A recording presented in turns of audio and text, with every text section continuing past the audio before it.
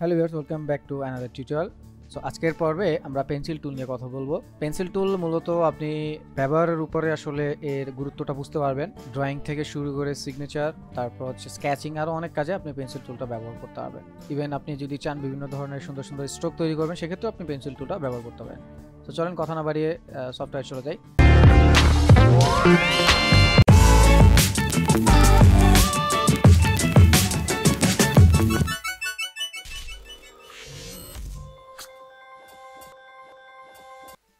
So আগে থেকে আমার একটা পেজ রেডি করা আছে, আমরা নর্মালি পেন্সিল টুলে চলে যাব। সো পেন্সিল টুলের জন্য এন প্রেস করলেই আপনি পেন্সিল টুলটা পেয়ে যাবেন। পেন্সিল টুলের মধ্যে আরও টুলস আছে, সো আমি এটাকে আলাদা করে আমরা বোর্ডে নিয়ে আসতেছি। সো নর্মালি হচ্ছে পেন্সিল টুলের কাজ ড্রয়িং করা, এটা স্ট্রোকে কালার অ্যাপ্লাই করবে। জাস্ট স্ট্রোকে রেখে আপনি যদি আঁকাআঁকি কাজ করেন অথবা স্ট্রোক অথবা লাইন তৈরি করার কাজে ব্যবহার করেন, তাহলে সেক্ষেত্রে পেন্সিল টুলটা আপনাকে ভালো আউটপুট দেবে। নর্মালি পেন্সিল টুল খুব বেশি জটিল কিছু না, তবে আপনারা যদি চান এটা দিয়ে খুব সুন্দর সুন্দর সিগনেচার তৈরি করবেন, সেক্ষেত্রে কিন্তু এটা আপনাকে হেল্প করবে। যেমন আমি আমার নামটা যদি লিখি, সাপোজ জেসন লিখলাম, সো খুব সুন্দরভাবে আমরা সিগনেচারের মতো করে দিতে পারলাম। তারপরে যদি আমি একটু পেঁচানো গোছানো আমি জাস্ট লেখার চেষ্টা করতেছি, সো এখানে আর একটা আমরা করে দিতে পারলাম। তারপর যদি আবার একটা চেষ্টা করি,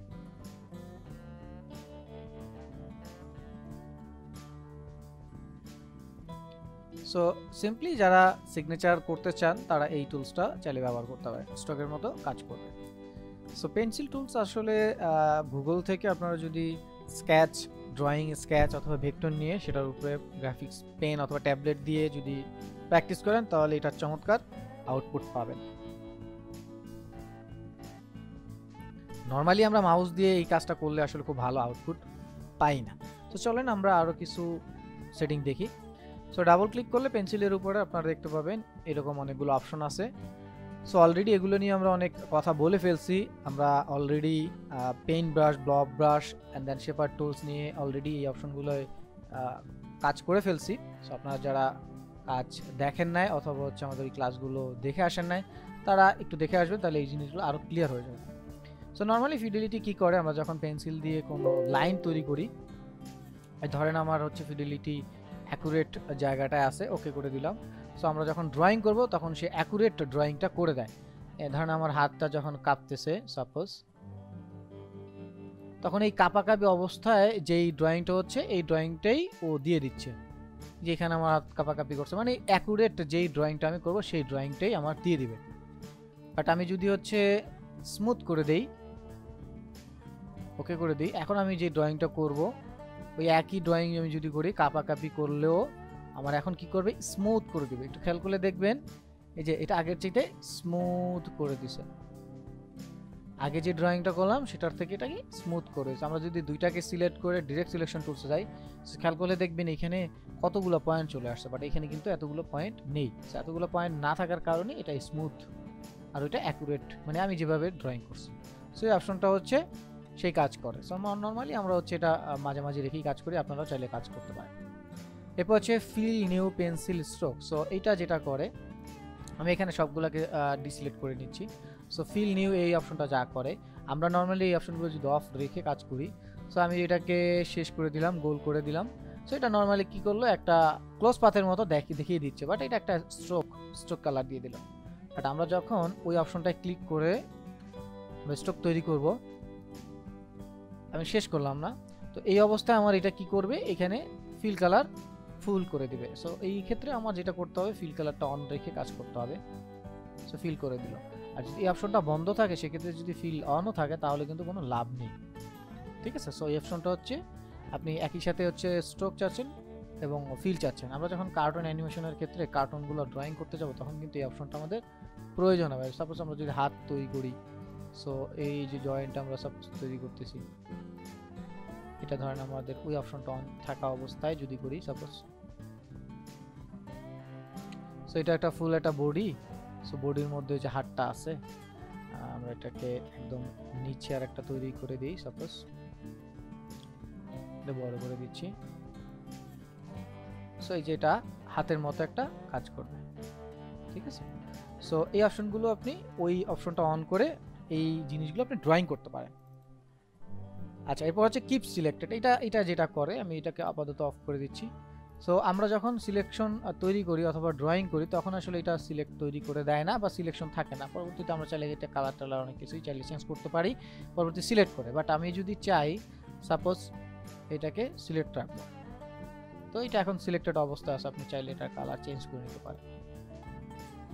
আচ্ছা, এটা আরেকটা গুণ আছে, সেটা হচ্ছে সিলেক্টেড অবস্থায় থাকা অবস্থায় আপনি যদি চান যে এইটারই হচ্ছে কাজ করবেন, স্মুথ করবেন, তারপর এটার সাথে সাথে আর একটা পাথ ড্রয়িং করবেন যে বেশি হয়ে গেছে, সেই ক্ষেত্রে কিন্তু ওই কিপ সিলেক্টেড অপশনটা অন করে রাখতে হবে, কারণ আপনি কোনটায় কাজ করবেন পরবর্তীতে আবার যে সিলেক্ট করতে হবে, ব্যাপারটা এরকম যদি হয়ে থাকে তাহলে সেক্ষেত্রে এই অপশনটা অন করে নেবেন।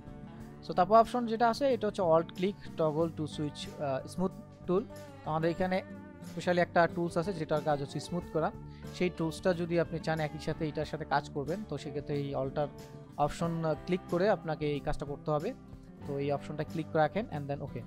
সো আমি যদি এখন অল্টার ধরি, সাপোজ অল্টার ধরলে দেখেন এই অপশনটা স্মুথ করার কাজ করতে পারতেছি। সাপোজ আমি যদি এখানে সিলেক্ট রাখি, এখন অল্টার দেওয়ার সাথে সাথে দেখেন এই যে স্মুথ করার কাজটা করতে পারতেছি। সো এটা হচ্ছে খুবই ইম্পর্ট্যান্ট। আপনি যদি লাইন তৈরি করেন, তো লাইন তৈরি করার ক্ষেত্রে এটা ওপেন রাখলে আপনি হেল্প হবে, আপনার কাজ করতে সুবিধা হবে। আচ্ছা, তারপর হচ্ছে close path when ins are within. কত ফ্রেমে কত পিক্সেলের মধ্যে আপনি যদি মানে একটা লাইন তৈরি করতেছেন, সেটা হচ্ছে চাচ্ছেন ক্লোজ করতে, এখন কত পিক্সেলের মধ্যে থাকলে সেটা ক্লোজ করতে পারবেন সেটা আপনি এখানে লিখে দিতে পারবেন। সো এখানে 20 পিক্সেল ম্যাক্সিমাম, তার মধ্যে যদি আপনি রাখেন তাহলে সেই কাজটা আপনি খুব ইজিলি করতে পারবেন। যেমন আমি একটা শেপ তৈরি করবো, সাপোজ এই শেপটা তৈরি করতেছি, আমি এই পর্যন্ত আসলাম। এখন আমি চাচ্ছি যে এটা অটো ইলাস্ট্রেটর আমার ক্লোজ করে দিবে, তো সেই ক্ষেত্রে আমার এই অপশনটা অন রাখতে হবে। সো অন রেখে 20 পিক্সেলের মধ্যে আমি চাইলে এই যে এইভাবে তৈরি করবো, এখানে এসে ছেড়ে দেবো, তাইলে কিন্তু হবে না, এটা 20 পিক্সেলের মধ্যে থাকতে হবে। লাইক এই যে গেলাম কাছাকাছি, সো এটা অটো ফিল করে দিল, মানে ক্লোজ করে দিল পার্টটা। সো 20 পিক্সেলের মধ্যে থাকলে এটা ক্লোজ করে দিবে, তাতে কোনো সমস্যা হবে না। আর এই স্ট্রোকের মান আপনি আগের মতো আমার যে স্ট্রোকের প্যানেল আছে সেখান থেকে আপনি কন্ট্রোল করতে পারবেন, কম বেশি নরমাল। আচ্ছা, তারপরে যে অপশনটা আছে এটা হচ্ছে এডিট সিলেক্টেড পাথ। সো এই অপশনটা আরও ইম্পর্টেন্ট। এই একইভাবে হচ্ছে কত পিক্সেলের মধ্যে আপনি এডিট করতে চান সেটা চুজ করতে পারবেন। আমি সবগুলোকে সিলেক্ট করে ডিলিট করে দিচ্ছি। সাপোজ আপনি এখান থেকে ধরেন একটা অ্যাপেলের মতো আঁকলেন সাপোজ। সো আপনি চাচ্ছেন এখন এই জায়গাটা আর একটু উপর থেকে অ্যাড করে দিবেন বা অ্যাডজাস্ট করে দিবেন, তো সেক্ষেত্রে এটা তো সিলেক্টেড অবস্থায় রাখতেই হবে, keep selected and then edit selected কত পাথের মধ্যে আপনি চাচ্ছেন, মানে কত পিক্সেলের মধ্যে। সো আমি ম্যাক্সিমাম 20 দিয়ে দিলাম, বেশি জায়গায় নিয়ে নিলাম।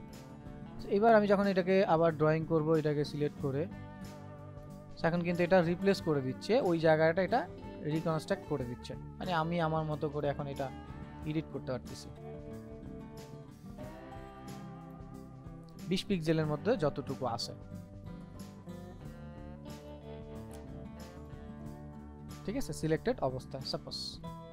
সো তাহলে খুবই ইজি ওয়েতে আপনি কিন্তু শেপ তৈরি করতে পারতেছেন, লাইন তৈরি করতে পারতেছেন, মানে খুবই ইজি ওয়েতে। সো এটা যেহেতু একটা ক্লোজ পাথ, সো এটাকে যদি আমি ফিলে নিয়ে নেই তাহলে এটা আমার শেপ হয়ে যাচ্ছে। ঠিক আছে, ওকে ওকে। দেন আপনি যদি এইখান থেকে গুগলে যান, গুগলে গিয়ে যদি স্কেচ ইমেজ লিখেন, সো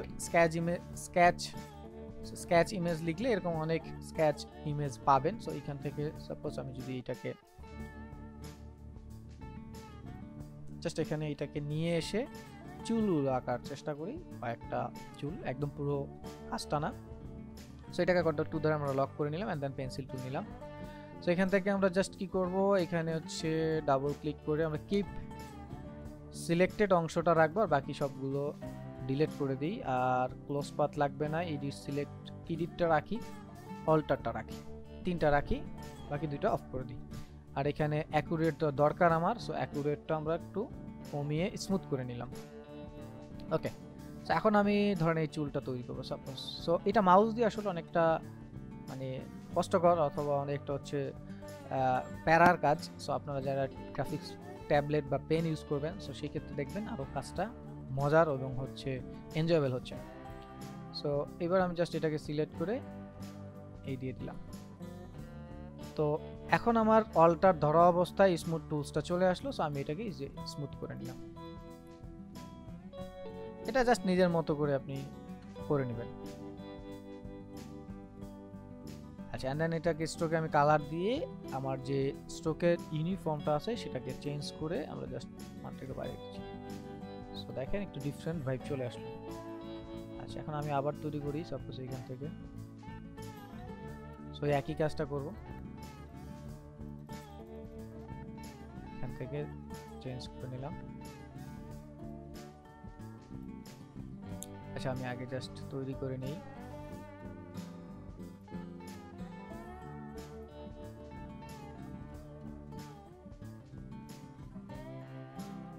সাপোজ এই জায়গাটায় আমরা আরো কতগুলো গুচ্ছ চুল তৈরি করে নিচ্ছি। সো সাপোজ এরকম। এখন এই সবগুলোকে আমরা জাস্ট সিলেক্ট করে ইউনিফর্মটা চেঞ্জ করে নিচ্ছি আর সাইজটা একসাথে কন্ট্রোল করে নিচ্ছি।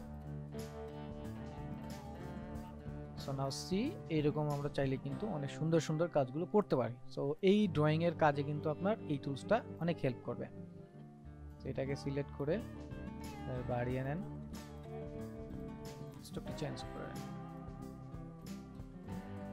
বাড়িয়ে নেন, স্ট্রোকটা চেঞ্জ করে।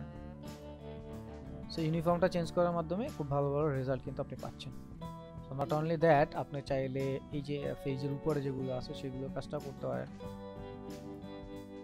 এই কাজগুলো করতে পারেন। সো স্মুথটা যেহেতু আমার অন করা আছে, সেই ক্ষেত্রে আমি হচ্ছে অ্যাকুরেট কার্ভটা না পেয়ে একটু স্মুথ কার্ভটা পাচ্ছি। ওকে, এন্ড দেন সিলেক্ট করে ইউনিফর্মটা চেঞ্জ করে একটু বাড়িয়ে নেন। দেন এটাকে সিলেক্ট করে আপনি যদি এইভাবে ড্রয়িং করেন, একই কাজ, ইউনিফর্মটা চেঞ্জ করে একটু বাড়িয়ে দেন। তো দেখেন খুব সুন্দরভাবে কিন্তু আমি চাইলে তৈরি করতে পারতেছি। সো যাদের পেন আছে তারা কিন্তু আরো ইজিলি এই কাজটা করতে পারবেন। সো আই হোপ আপনারা পেন্সিল টুলের ব্যাপারটা বুঝতে পারছেন, ক্লিয়ার হয়েছেন। যারা আরো ডিটেলস চান তারা প্র্যাকটিসে বসে যান, কিছু গুগল থেকে রেফারেন্স ইমেজ নেন, দেন আপনারা ড্রয়িং করা শুরু করেন বা কাজ করা শুরু করেন। সো ফিউচার কমান্ডো আজকে এই পর্যন্ত শিখি। যারা শেষ পর্যন্ত ছিলেন তাদের কমান্ডো স্যালুট। দেখা হচ্ছে পরবর্তী ক্লাসে। ততক্ষণ পর্যন্ত ভালো থাকুন, সুস্থ থাকুন আর বেশি বেশি প্র্যাকটিস করুন। And don't forget to subscribe olposhikhi.com।